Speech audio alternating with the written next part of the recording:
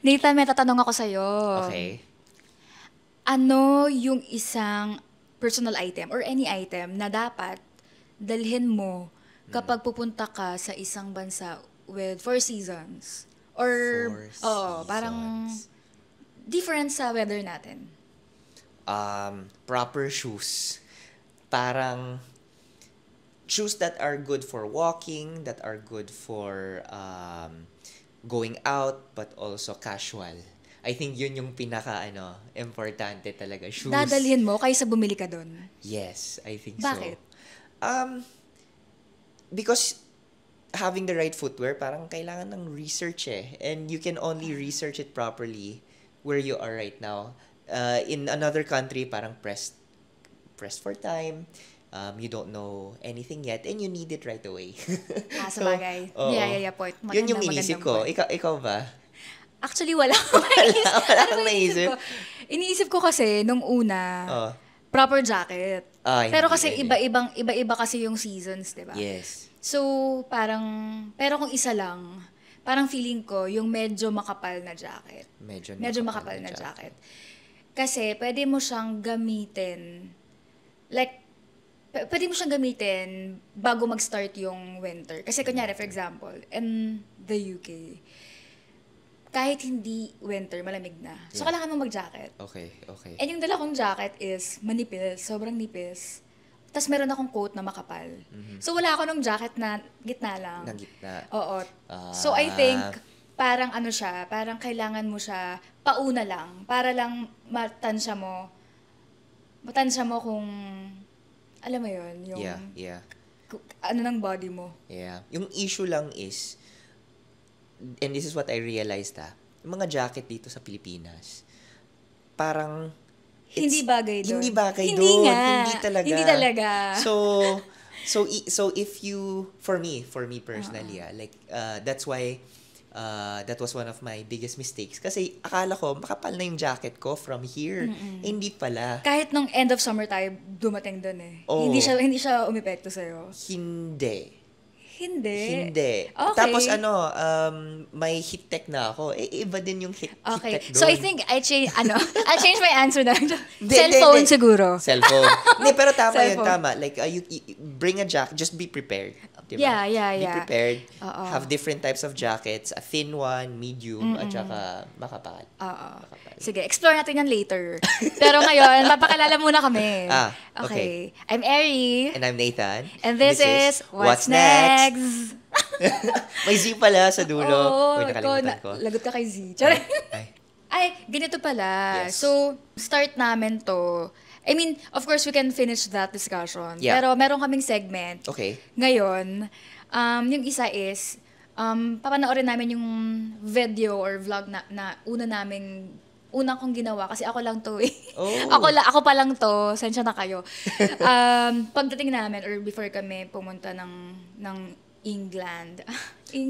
Inglaterra. London. Yeah. Tapos, magre-react kami and we're gonna have some discussion kung ano man yung makikita namin. May kinalaman yung intro. And then, our second segment is, magbibigay kami ng Scholar Tips. Scholar Tips. Di ba may segment That's na very tayo? good, yeah. Wala pa kaming pangalan sa first segment. So, reaction video lang. Reaction video. Sige, start na natin. Okay. Wow. Tower Bridge. Yung second clip, yun yung parang First day together as a first flat. day, parang ganun. Or first, basta tapos parang nag-aral lang tayo nun. Oh. Hindi ko alam. Nag-aral tayo nun together. Diyan. I don't Sige. remember. Oo. That's what I like about this vlog. We'll get to revisit. Oo. So you're packing. Yes. So sa bahay namin, hirap na hirap ako mag-pack kasi nga ang dami kong gustong dalhin. Kaya tinanong kita. Kasi I think I brought 2 coats na pang-office and then 1 coat na pang-winter. Okay. And you felt not prepared even though you brought 2 coats. Yes. Actually, parang kinailangan kong mag-decide, isa lang yung dadalhin ko kasi nga hindi na siya kasha. Okay. So, isang coat na manipis lang siya, as in for office, ganon, office type. So, parang feeling ko, nung nandun ako sa London, dapat di ko na to dinala eh. Did you ever wear it? I did. Yung, you did? yung purple. Okay, Yun, yung purple. Yung nasa first, purple. oo. But you felt like it was not suitable for the UK weather. Yeah, kasi ang nipis pala nung damit ko. Yes. Akala ko, kasi dito sa Pilipinas, parang wala. Ganun, yung mga damit ko. Yes, sobrang yes. yun yung suot ko. Kasi pagdating namin ng London, end of summer pala siya, pero sobrang lamig na lamig ako. As in to the point na sinabi ko dun sa una kong landlady na, may ano po ba, heater, ganyan. Right. Sabi niya, automatic daw yun na bumubukas pag 20 na. Tapos parang ako, hindi pa yun 20, lamig-lamig na. That's another thing about jackets. Wow, scholar tip? Scholar tip Scholar ba? tips, yeah. Scholar tips. If you are going to buy a jacket or like a winter coat, dapat medyo maluwag siya. Yes. Because the technique pala is layering, right? Inner shirt, kung malamig pa rin, another shirt or heat tech. If it's still cold, another layer, sweater, 'di ba? Wool sweater. Kung malamig pa rin, jacket, and then the coat. So so dapat medyo maluwag yung yung coat mo. Ayun. Tapos yun, di ba nagdala ako ng isa pang winter coat? Yes. Fitted. Fitted siya sa akin. Tapos hanggang dito lang siya sa shin. Sa shin. Okay. Sobrang OA nung lamig. Dapat talaga covered pati yung ankle mo. Aha. Tapos, yun nga, sobrang fit niya. So, hindi ako makapag-layer masyado. So, Right. parang siguro, hindi ko siya masyadong nagamit. Right. So, right. ang maganda lang is, meron tayong mga pamana from previous eveners. Yun Yes. halos yung ginamit ko na quote. Yung Yes. pamana sa atin. Another scholar tip. Wow. Dami. Tama, Hindi, tama. kasi for us, when we think of cold weather, usually we think only of the top. Yeah. Pero the bottom, Oo nga. usually hindi, no? Oo, kasi never naman natin na-experience yun sa Pinas na ang lamig-lamig pala. Pati yung paa, Yes, yung yung akong paa. dito. So, dapat I learned, may heat tech pala na socks. O, di ba? Wala. Medyas. Hindi ko alam na may ganun. So, yun. That's what I bought in the UK. Heat tech na socks. And then, leggings na heat tech. Yeah. Bago ka mag-pants, naka-leggings. Yes, Okay. yes. Sige, tuloy natin yung video. Sige. So, nasa airplano ka? Sobrang excited lang ako. Nanood ka ba anong ginawa mo sa plane? Natulog ka ba? Nanood ka ng film? Both. Talaga? So, one part is tulog. Second half is watching. Kasi, syempre, 8-hour flight. 6 to 8-hour flight, di ba? 8-hour flight? 6 to 8? 16. Hindi, yung isang leg. Okay. Di ba? Okay. So, from Manila to Middle East. Yeah. So, ako, I think I was in Qatar. Same. Qatar. Ay, Dubai ako. Dubai pala. Dubai. Ito, di ba nakakatawa? Sobrang, hello, first world world country, I'm here. Ito yung Saan ka? Wait, sa airport to? Yeah. Okay. Your first encounter with public transportation. Yes, sobrang nagandahan ako. Kasi Elizabeth Line siya. Aha. Although, nahirapan ako dun sa pagbili ng ticket. Kasi, syempre nagtatanong ako dun sa security. Tapos sabi niya, 15 pounds. Wow. Tapos sabi sa akin ni Lian, nung that time nandun pang Shivner, yung na friend ko, sabi niya, 5 lang daw yun. Kasi student ako. How did it become 16? 15. Ay, 15. Parang only. Yung Only. yung tinuro sa akin nung security is only biyahe siya. Hindi ko naman kailangan ng only biyahe. Oo nga. That day. Kasi papunta lang ako ng Yeah. So, anyway, yun yung mga dapat siguro, paghandaan kung paano ka pupunta from airport to Central London or kung saan ka man papunta sa London. Medyo malaya kasi nakita nyo Zone 6. Right. Zone 1 ang Central London, diba? Ayun. 5 pounds lang ba? I think Elizabeth Line is around 13. Hindi ko alam. Baka dahil nga kung meron kang Student. student dapat or something, i-present mo siguro sa kanila agad na student ka. Student ka. Oo. Sige. Although kung ang ayaw nyo ng hassle, nakakausapin nyo pa sila, bayad ka na lang ng 15 pounds. Pero okay lang. How much is that? That's 1,000 pesos? Mga ganon, mga 1,000. 1,000-ish. Yeah. Oo. I think okay lang kasi medyo malayong airport. So, Saka mayaman si Nathan. hindi. Nag-Uber ako. Oh my God! Kasi malayo yung ko, from one end of London to the other Magkano side. yun? Grabe, ang mahal. 100 pounds Oh my ata. God, 7,000 8-ish pesos yun. 7-7, sabihin mo. Ang mahal. Ang mahal. Huwag niyong gagayahin si Hindi, pero ganito. Kasi, nauna si Janine. Janine, as in batchmate natin? Batchmate, di ba? And then, yung pro tip niya to us, her batchmates who were still in the Philippines is, para walang hassle, mag-Uber na kayo. It's the best investment. Kasi, apparently, sa mga public transportation, minsan, walang access. Yeah, that's right. Walang access. Puro stairs. So, imagine if bit-bit mo yung, dalawang ito yung kinakwento ni luggage. Janine na dapa ba siya or something? Yes.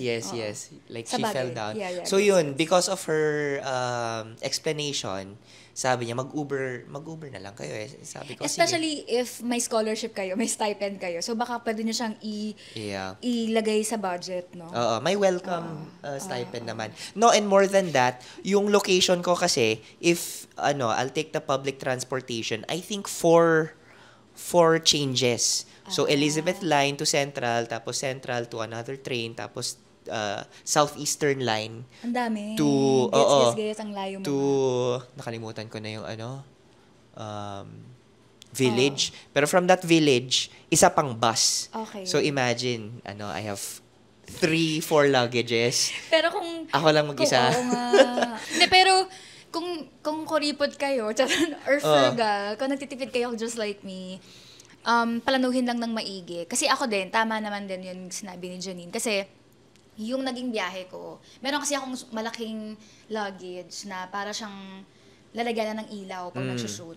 Tapos may medium na luggage and then meron akong backpack. Tapos kung nandito sa video, meron pa akong isang ganun Luggage? Hindi, handbag. So marami akong dala. Pag lilipat na dapat ako ng isang Oxford Circus. Pababa siya. So, walang access, walang escalator, elevator. So yun nga yung nangyari sa akin. So, nag-bus na lang ako, which is parang 2 changes pa yon pag bus. And, muntik akong manakawan. Oo nga, yung parang nag-slip in yung kamay ng... Yes! So, yun yung gawain nila hindi lang sa Europe, sa UK. Yung nakaganito, may bag silang, may eco bag sila na malaki. Tapos naharang nila sa bag nila. Tapos gaganunin nila yung bulsa mo. Hoodie ako na may pocket na walang zipper. Yes. Ito, parang ganito. Nandun yung phone ko. Tapos sobrang, ang dami kong dala. So, easy target ako. Obvious na nandito talaga yung phone ko sa harapan. So, nung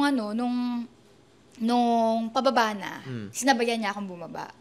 Papunta ako nung temporary accommodation ko sa Turnpike. Tapos talaga namang inano niya ako, ginanon, laking Morayta to, be. Yeah. So, alam mo na. Oo, parang, ano yun? Nahawakan ko yung kamay niya. Akala mo talaga, hindi ko talaga, talagang sama ng tingin ko sa kanya, babae ang pickpocketer. Wow. So medyo sila doon. Para-paraan talaga sila. Mga professionals, no? Yeah.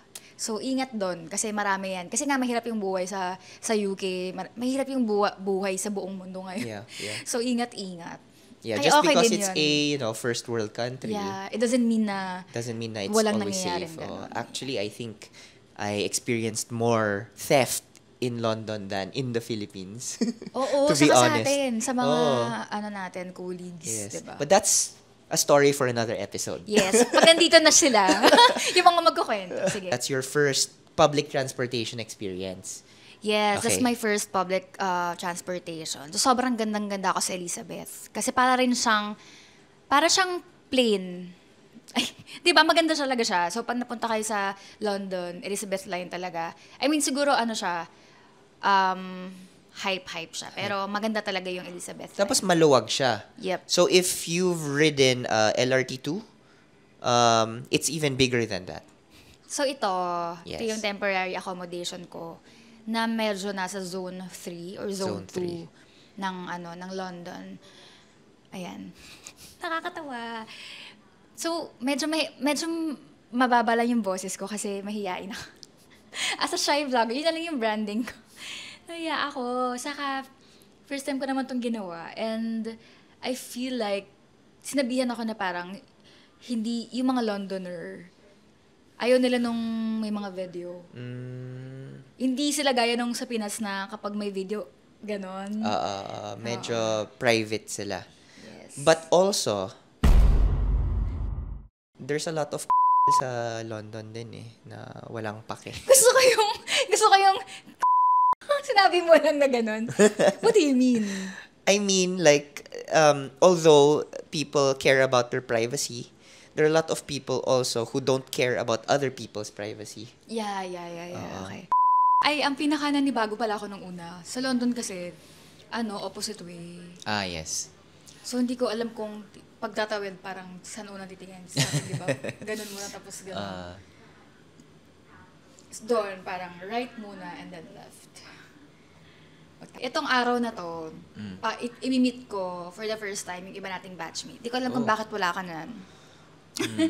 Pero ang imimit ko niyan, sina RJ, Nap, Charles, Firth, and then I think sumunod nung gabi si Zara, which is the Z. Right. And the next. Ayan. So naglakad lang ako, sobrang walkable ng city. Ayun ang laki ng walkway. Sidewalk. Oo. One of the best public transportations, I would say, is London's public transport. I would agree. And even my European friends would say that they're jealous of London's public transportation. Talaga? In fair, oo. Like the German, Italian, my German and Italian friends. Okay. Yung public transportation ng UK, especially ng London, kasi iba rin yung public transpo sa Leeds, for example, or sa Brighton. Sa London, instead of Google Maps, merong City Mapper. Although pwede rin naman yung Google Maps. Yung City Mapper, kapag sinabi nila na, for example, 30 minutes andun ka na or 10 minutes andun ka na, sakto talaga yun. Usually. Even with the buses. Yeah. Kasi dito, you can sort of do that in Cebu and some areas of London. Of Manila. Pero the time that it arrives or hindi talaga. As in, sobrang nun.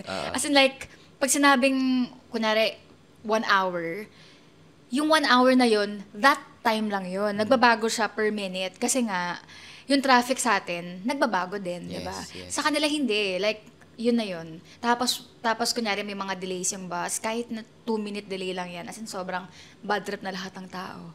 Actually, yung mga Londoner na kilala ko, sobrang reklamador nila. Totoo, like, sasabihin nila na, late na naman yung Elizabeth Line. Wow, nagtagalog. Nagtagalog. Elizabeth Line is, delayed na naman, ganyan. Yeah. Tapos parang, dude, parang 5 minutes lang yun na delay.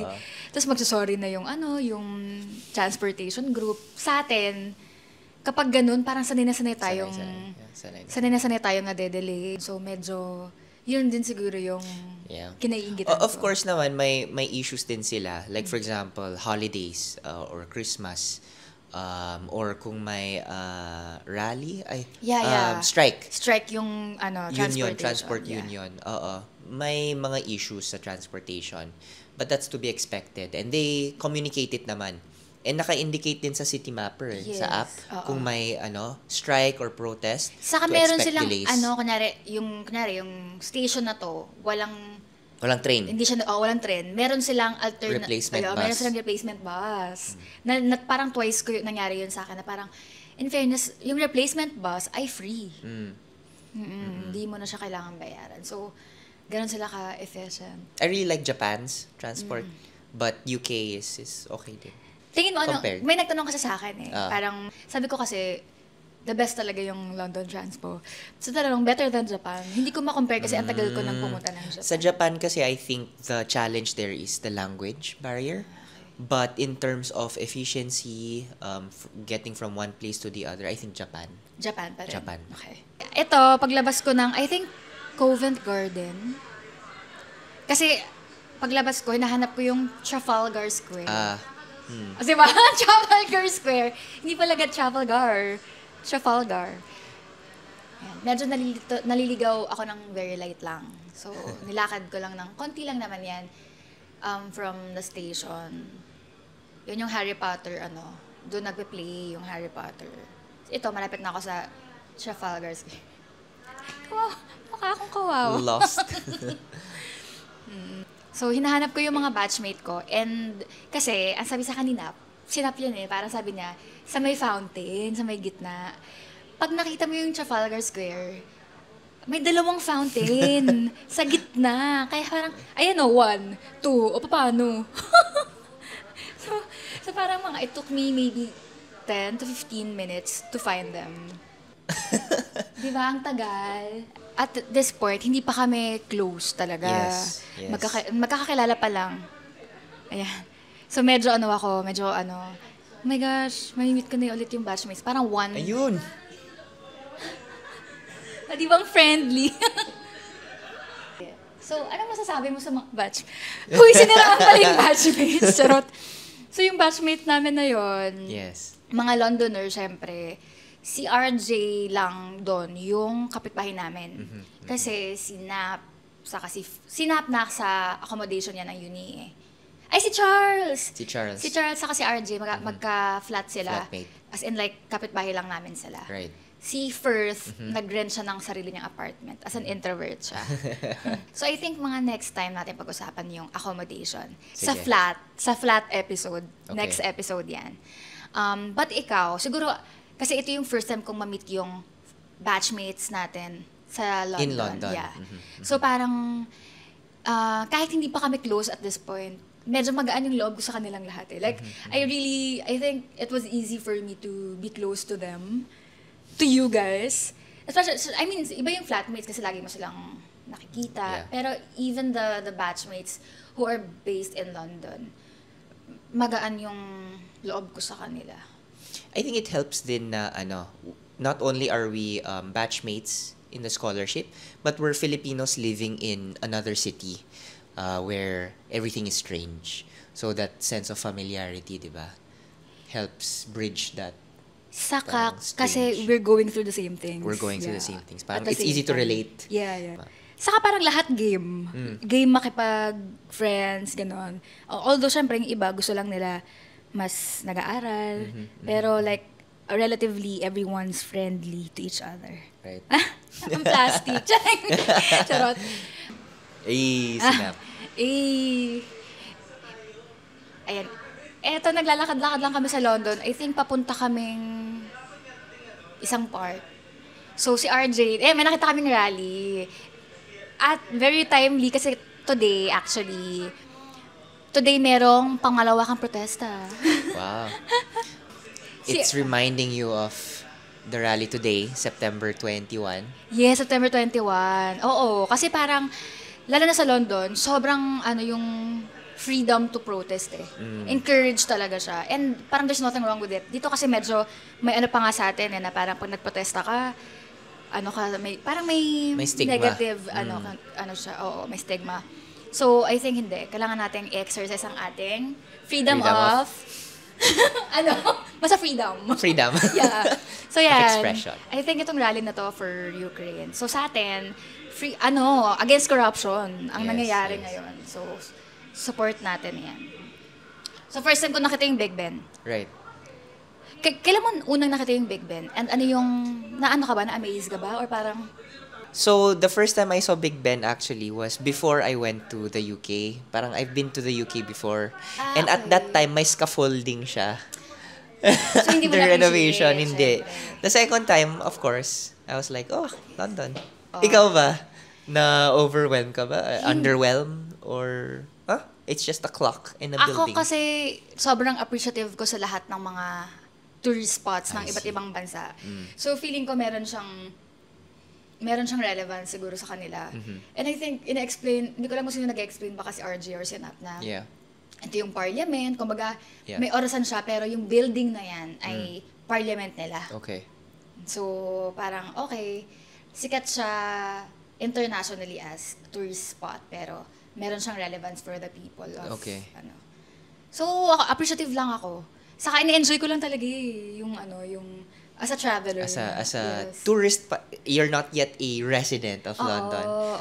The first few days, feeling tourist, no? Oo. Yun talaga, na parang, ilanghapin ko lang din yung first world air. Yeah. Kasi sa dulo, ako, I'm like, Big Ben na naman. Yeah, yeah. Traffic, daming tao. Ayoko dito. Laging marami yung tao. Saka ako kasi, favorite spot ko kasi yung South Bank. Yeah. So, lagi ko siya nakikita. So, parang naging normal. Uy! Normal! Okay. Siguro. So, yun. Pero sobrang, pag pupunta tayo sa ibang bansa, dapat talaga appreciate natin yung andun. Kasi syempre, pagbalik natin dito, iba rin yung meron dito. And I think, ma-appreciate mo rin yung sariling meron ka. Right. Kung na-appreciate mo rin yung kung ano man yung meron sa ibang bansa and vice versa. Yes naman. That's the parang Department of Finance nila, I think. Talaga? Di ba pumunta kami, hindi ko alam. Nakalimutan ko na kung ano siya eh. Pero yung mga building nila doon, para talaga siyang castle. Yes. Parang ganyan. Yan yung normal nila. Mga castle yung ano nila. Ayun. Si Z was able to arrive. Oo. So, nag-dinner kami sa isang Chinese restaurant. Hindi ko rin alam, no, kung bakit kami nag-Chinese restaurant. Parang, kasi, huwag nating emehen, pero yung pagkain talaga sa UK, di talaga siya masarap. Talaga siya masarap. So, hahanapin mo talaga yung Asian food. And so, nag-Chinese food kami for dinner. At ang mahal. So, kapag kumain ka sa labas sa London, sobrang mahal. As in, minimum na yung 10 pounds para masarap yung pagkain mo per person, which is like 700 plus. Yung ito, I think naka 20 pounds or 25 pounds kami per person. Wow. Naalala ko that's talaga expensive. Yeah, sabi ko talaga, ang mahal. Kasi ang dami ring in-order ni Charles. Wow! Daming in-orders. Parang ako, grabe, sobrang mahal niya. Pero, kaya kami, hindi talaga kami kumakain masyado sa labas. Diba? Yep. Nagluluto talaga tayo. So, yun. After dinner, sumunod si Zara. And, naglibot-libot lang kami. Near Covent Garden. Oo. Diyan na nakawan si Charles. Ano yan, nakakatawa kasi nag-go-grow-glow kami. Ano ba yan, Rufamakin to, fans. So, yun. Parang, yun. I think, masaya lang yung araw na yun. And hanggang gabi. Hindi nakakapagod lumakad. Lakad lang kami ng lakad yan eh. So, what are your reflections on your first parang day with your batchmates in London? Ako talaga parang, reflection ko, parang that time, sabi ko, ay, magiging masaya to. Especially, kasi bina-vibe check mo yung mga kasama mo na parang, okay ba sila? And knowing na itong mga to, lawyers, mga doctor, si First Environmental Advocate. Right. So parang, yung una parang feeling ko, sobrang seryoso ng mga tao. Right. And syempre, as a filmmaker, and parang, ako yung, feeling ko lang that time, ako yung may less, or least serious, talaga, career, or direction in life, or basta yung kumbaga yung work ko. Kaya medyo ako sa kanila, ano kaya itong mga to, para makakasundo ko kaya sila. So, parang, hindi, fun naman sila kasama. Yep. So we call our batch nga, fun batch. Fun batch. Ikaw, sorry, wala ka pa doon sa video, pero ano yung, may naging takeaway ka ba or reflection? From this video or? Yeah. Wala. I can't remember where I was, but for sure, most likely, may ibang lakad ako. For sure. Baka kasama mo yung mga friends mo sa Oxford or yung pinsan mo. Most likely, other friends. Ang dami yung friends. Diyos ko. Sa UK. Kasi my first week there, I was meeting a lot of... May friends ka na agad? Oo. From the previous batch. Na non-evening din. Mga sarili, iba-iba sila. Iba-iba. So, I was making the rounds kasi sa mga... Tatakbo siyang konsehal. Hindi, kasi syempre, yun, yung iba, alis na sila. And syempre, kayo, like, I will get to know you for the rest of the year. Wala ka tuloy sa episode 1. Sabi na kanina, bored daw siya. Wala kasi siya doon. Maybe that's why. But yun, takeaway, parang, sayang, I missed the dinner. It was very interesting to know sana what everyone thought of their first few days. Kasi I don't think I had that with the other batch. Talaga? Oo, yung mga, how was your first? Siyempre, we did that as a flat. Yeah, as a flat. Sa next Pero yung mga first impression na, uy, meet tayo as a batch, parang wala akong ganun. So, sayang lang. But, okay lang, kasi at least nakilala ka pa rin nakalala mo pa rin kami. Yeah. Ang swerte mo. Wow! Ang swerte ko. Okay, sige. After that, meron tayo yung second segment natin ngayon ay Scholar Tips. Scholar Tips? Okay. Yeah. So, ako kasi, yung pinaka nahirapan ako ay sa finance. Okay. Kasi yung bank, kumbaga natawagan ko yung bank ko, nagagamitin yung credit card ko for the whole year. Yes. So, okay yun. Pero yung savings account ko, doon ako nahirapan kasi kailangan ko pang mag-reply sa text nila bago nila kabigyan ng OTP. Aha. So, kailangan ko mag-register ng roaming every month para lang makapag-reply sa kanila. I see. So, sobrang, You're talking about your Philippine bank. Yes, Okay. yes. So, may Philippine bank. Medyo strict sila. Talagang, siguro may mga account na ginagawa nilang strict yung Yes. Lalo na if lagi kang pumupunta sa ibang bansa. So, yung savings account ko sa Philippines, parang, bago ako makapag-transfer sa GCash ko, for example, or sa iba kong bank, para makabayad ako ng bills. Siyempre, ongoing pa rin yung bills ko sa Pilipinas eh. So, transfer, ganyan. Kailangan ko pang mag-reply dun sa text nila bago nila kabigyan ng OTP. So, medyo hassle yun. Ano yung, as a finance expert, ano yung mga, siguro, tips mo lang Right. to prepare for that? So, scholar tip, I travel kasi a lot for work before. So, knowing that I'm going to go to the UK, I called all of my banks to tell them na I'll be going abroad. So, please don't block my accounts. So, yun. Unlike Airy, parang I didn't need OTP for the transfer. But if I did, naka-unlock naman yung phone ko at that time na. So, I can receive it. Although, hindi ako naka-roaming. I can receive the OTP. So, I did not have to reply na. I think yun yung issue sa'yo, no? You needed to reply sa text. Yeah. Which, it costs some money din, Kasi kung monthly ka nagre-register for the whole year. And hindi ko kasi ma-reach talaga yung bangko. Yes. Pag tumawag ako from the UK, hindi talaga. Kailangan, kahit may toll-free pa sila, hindi talaga. Hindi talaga. So, I think best, like, before traveling or before going to the UK, call all of your banks, tell them that you will be doing transfers while abroad. So, please expect that. Kasi, medyo strict sila. Medyo strict, mga bangko. Yun, scholar tips. Call your banks. And, paano mo minanage yung mga transfer fees? May mga ganon ka ba? From the Philippines to the UK? Yeah, and vice versa. Kung nagsisend ka. So,